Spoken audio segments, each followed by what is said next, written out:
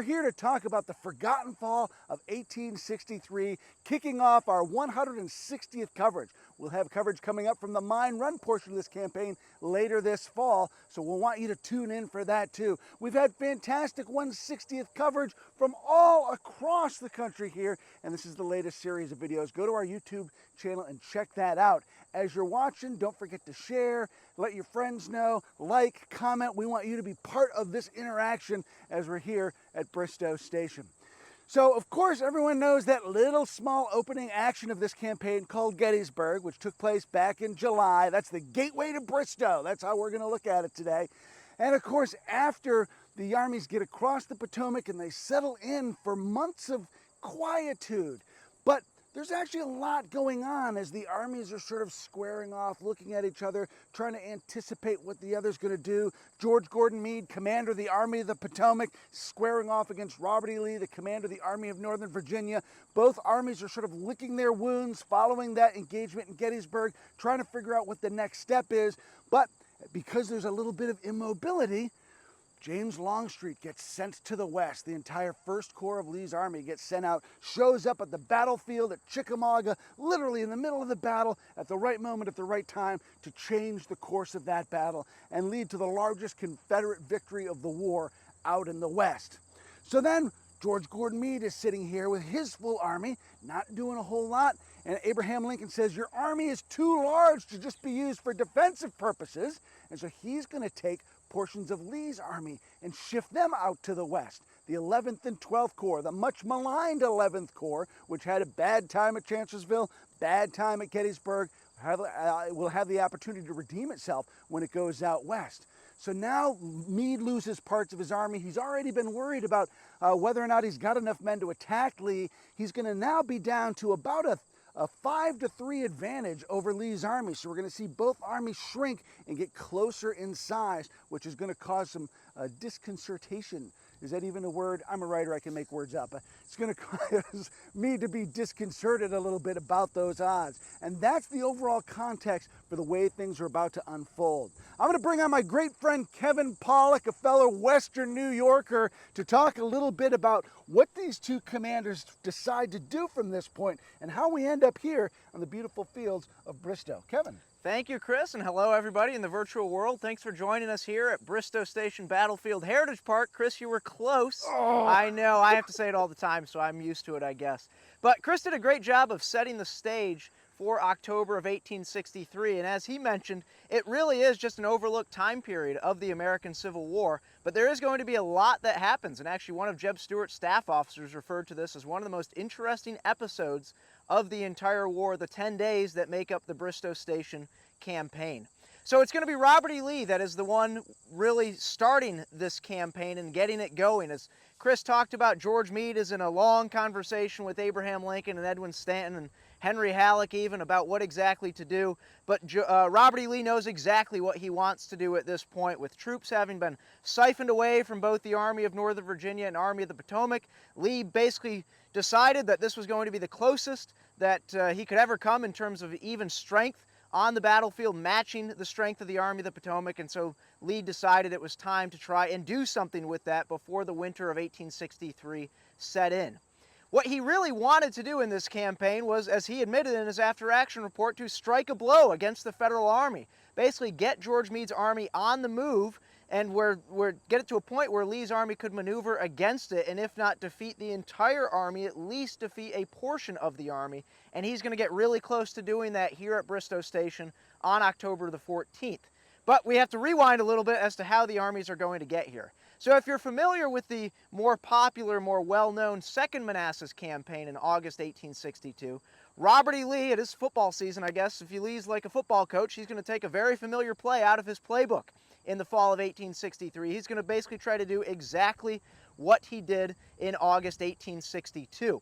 So just to set the stage as to where the armies were, George Meade's Army of the Potomac was positioned in what's referred to as either the Iron Triangle or the Culpeper V. If you follow the Rappahannock River moving roughly from the northwest to the southeast, and it will flow down towards Fredericksburg. Just west of Fredericksburg or just upstream from Fredericksburg, it will join with the Rapidan River. So the Rapidan River will form the bottom part of that V The V, of course, the junction being where those two rivers come together, and then you have the Blue Ridge Mountains forming the other end of that triangle out to the west. And so George Meade is not necessarily in that great of a position, because no matter which way he's going to be forced to fight, he's got a river behind him. In the case of Meade in 1863, it's going to be the Rappahannock River behind him. And so Robert E. Lee tried to take advantage of that. And he quickly pulled his troops away from the south bank of the Rapidan River, shifted them to the west. George Meade knew what was going on thanks to the fact that the federal signal stations had cracked the Confederate signal codes, and also the Richmond newspapers were reporting on what was going on, which Robert E. Lee was none too happy about. But George Meade knew what the Confederate troops were moving, but he wasn't quite sure about their intentions, and that was going to be something that would plague him throughout the entirety of this campaign. But Lee, beginning on October 7th, 8th, 9th, begins shifting his troops west along the south bank of the Rapidan River. The morning of October 10th, under cover of Jeb Stuart's cavalry, they're going to cross the Robertson River and the Rapidan River and begin swinging on a wide arc to get around George Meade's army and get behind it and occupy Culpeper itself. There was some fighting on October 10th and 11th. James City was the opening clash of the Bristoe Station campaign on October the 10th.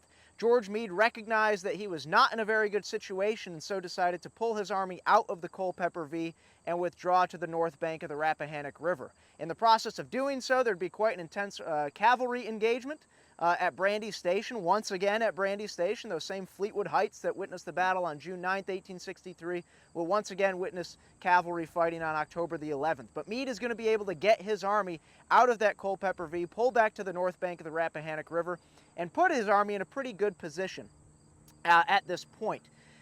Lee, recognizing that his first attempt to get around Meade's army had failed and put Meade's army in an uncomfortable position, Lee's going to do the exact same thing he just tried a couple of days earlier. He's going to send his two corps commanders with him now, the 2nd Corps under Richard Ewell, the 3rd Corps under A.P. Hill. He's going to send them around the right flank of Meade's army once again, upstream along the Rappahannock River, this time with the goal to get the Federal Army out of its position along the Rappahannock and get to the town of Warrenton itself, behind Meade's army.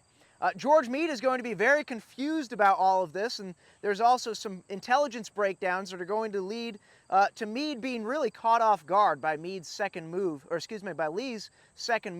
across the Rappahannock River. And finally, though, by late on the night of October 12th, early the morning of October 13th, George Meade is essentially going to throw his arms up and say, "We're done trying to parry all of Lee's movements against us. Instead, we're going to pull back roughly along the Orange and Alexandria Railroad, which is just a few hundred yards to my right, and make our way all the way back to Centerville, about 20 miles outside of Washington, D.C.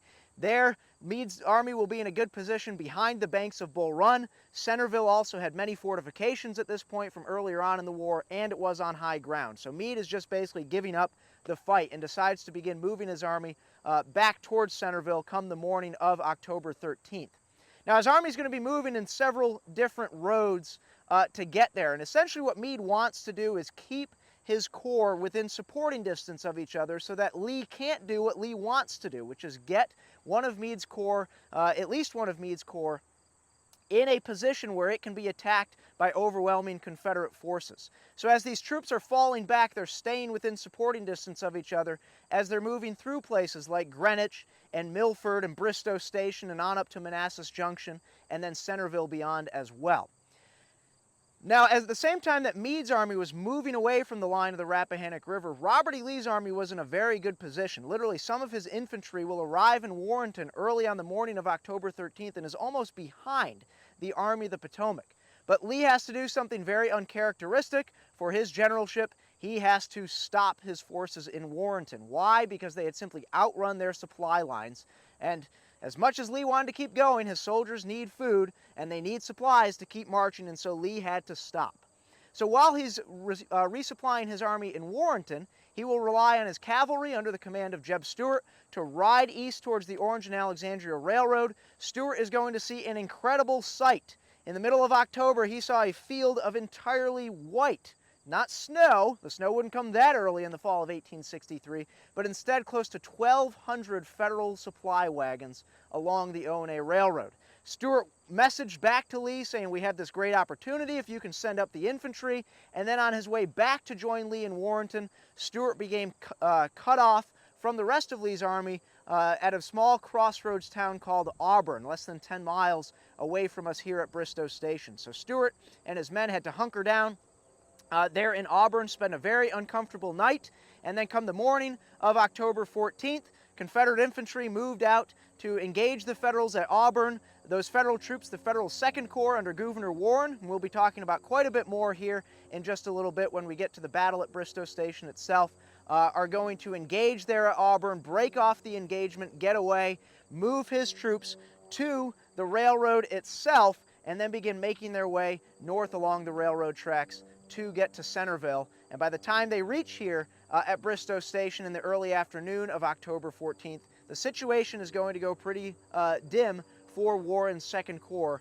here at Bristoe Station because of more movements that Lee's army has made to try and cut off the Federals here along the Orange and Alexandria Railroad. So that's going to set the stage for the battle itself. I'm going to bring Chris back on. I know he always has a few words he wants to say. Well, I want to pick your brain for a second all right, Kevin, because you've talked about Gouverneur K. Warren's Second Corps. Of course, Warren temporarily in command of the Second Corps while Winfield Scott Hancock recovers from that Gettysburg wound. Here's a chance for Warren to prove himself. But overall, Meade and Lee are kind of working with their B teams at this point. Tell me about that. You could even say C teams, maybe. I don't know.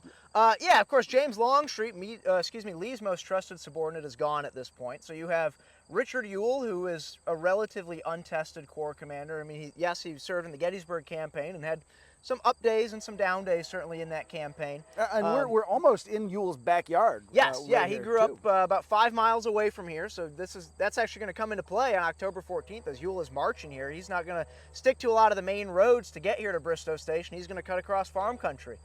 Supposedly there's a story of him visiting his house on his way through. Who knows exactly if that actually happened, but a good story nonetheless. But yeah, so he's local, so that helps.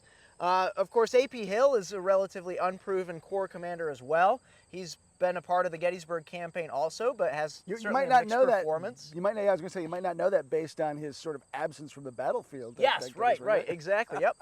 Jeb Stuart's basically relegated to division command at this point because Wade Hampton's recovering from his wound also. So Lee's operating a bit short-handed. For the Federals, they are too. I mean, the First Corps, this is like your who's who of the Army of the Potomac. The First Corps is under John Newton. The Second Corps is under Gouverneur Warren. The Third Corps is Blinky French. We gotta Oh yeah, blink real fast, Yeah, okay. right. Fifth Corps is under Tardy George Sykes, and then the Sixth is under John Sedgwick. So not the all-star constellation of federal generals there. No, not at all. These are really a lot of guys that probably a lot of the viewers are asking, well, who's that? Or quickly looking up on Wikipedia. And that's perfectly okay if you are. Of who is John Newton? George Sykes, this will be really his, the fall of 1863 will be his last few months with the Army of the Potomac. So a lot of guys that are going to be ushered out because of some performances that they'll have, I think, here in the Bristoe campaign itself. Yep.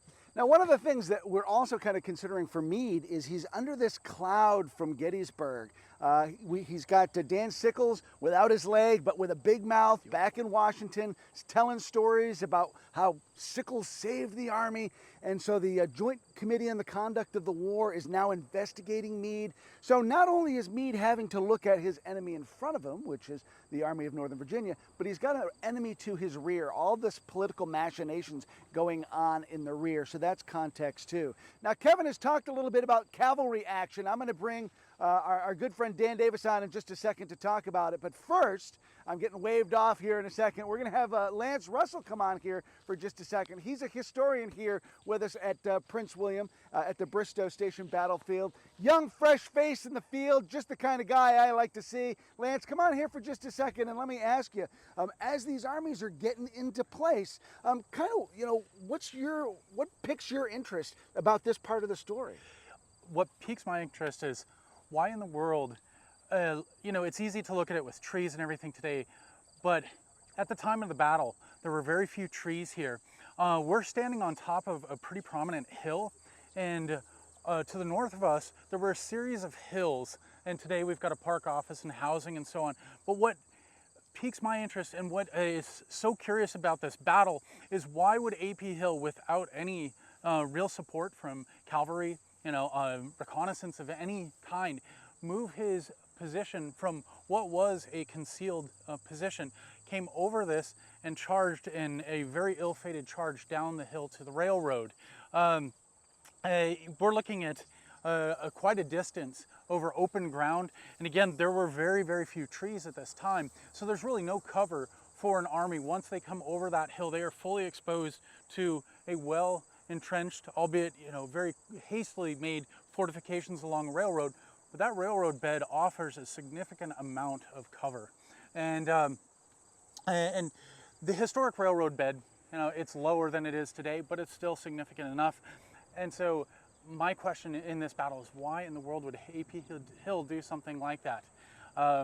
We're going to get down to the railroad and explore that in a second too. Let me put you on the spot here too. You've done a good job of sort of talking about topography, which is going to play into our story in a few minutes. We've been talking about personalities. Any one person you think we should keep our eye on as this campaign unfolds? Is A.P. Hill, it's often said that this is A.P. Hill's folly. So I think he's the big personality on the field today. But there's others. We're going to talk about what happens when most of the high command collapses. They're shot down. Then what personalities rise from there. Now I want to bring in my good friend Dan Davis, because we've used the word cavalry, and every time we do in the background he twitches a little bit because he's so excited. Now Dan, as we've talked cavalry, we're seeing kind of Stuart acting in some different capacities. We're seeing federal capacity acting in different capacities. But this is really kind of important for cavalry because we have so many moving parts. They're the eyes and ears for both of these armies as all these pieces get into motion. Tell us just, how does this all work? I think it's working for both armies at somewhat of a disadvantage. Both armies, the cavalry is working at a disadvantage. And I say that because going back really to June 9th, 1863, that first battle of Brandy Station that Kevin spoke about, and by the way, Brandy Station, Cedar Mountain, and Culpeper will be gifted to the Commonwealth of Virginia next year to become a state park in the summer of 2024. The cavalry has pretty much been in constant contact since June 9th. And here we are in the middle of October, and they've been fighting all the way here from Virginia to Maryland and Pennsylvania and back. And you're starting to see some of that wear and tear play out on both sides. We have John Buford still in command of the 1st Division, but as we know, Buford is not in the best of health. In fact, he just has a few more months to live. He will pass away in December of 1863. You have Judson Kilpatrick, an individual who has been questioned for his actions and conduct during the Gettysburg campaign, but you also have the ever-reliable David McMurtry Gregg, a man who you don't really hear a whole lot about, but I'm here to tell you he's one of the best cavalrymen, one of the most unheralded cavalrymen of the American Civil War. Now, flip the switch over to the Confederate side. As Chris mentioned, Jeb Stuart's acting both as a corps commander and as a division commander. He's lost arguably his best officer in Wade Hampton, wounded at Gettysburg. He's recovering from that wound. He is not in the field. And I think this dual responsibility for Stuart, corps commander, division commander, gets him into a little bit of trouble at Auburn that Kevin talked about just a little bit earlier. And I say he gets into a little bit of trouble. He's surrounded on all sides by the Federals. He's got Federals on his front, Federals on his rear. He's an intelligence officer. If anything, he should know where he is at all times. And this is a sort of a theme that will repeat itself, if you will, going forward through the course of the campaign. So with that, I'd like to bring Chris back on. Now, one of the cool things about this is we've talked about different sites and different actions associated with the start of this campaign. And I want to give a shout out to our friends with Civil War Trails, because you can follow along a lot of these actions with the Civil War Trails. And what's cool is you can kind of start by Orange, basically following the Orange and Alexandria Railroad back up into this direction, with Civil War Trail sites all along the way, interpreting the action that took place as part of this campaign. So it's a really neat way to kind of explore that history on your own with some cool spots along the way, and of course lots of stuff to see as you do so. We're going to head down to that railroad track, which is so important. That's been George Gordon Meade's lifeline here in the fall. It's going to give him avenues of logistics, of transportation, of supply, and in this case, it's going to be his avenues of retreat to get back into this position as he heads towards Centerville. So let's take a walk down in there. I'm going to give a shout out to Sarah K. Byerly for her great work behind the camera. Dan, Lance, and Kevin are going to come with me. We're going to see you just a few minutes as our coverage of the Bristoe Station 160th campaign continues. I'm Chris Mackowski for the American Battlefield Trust. Thanks for all you do to let us be here, supporting battlefield preservation and education.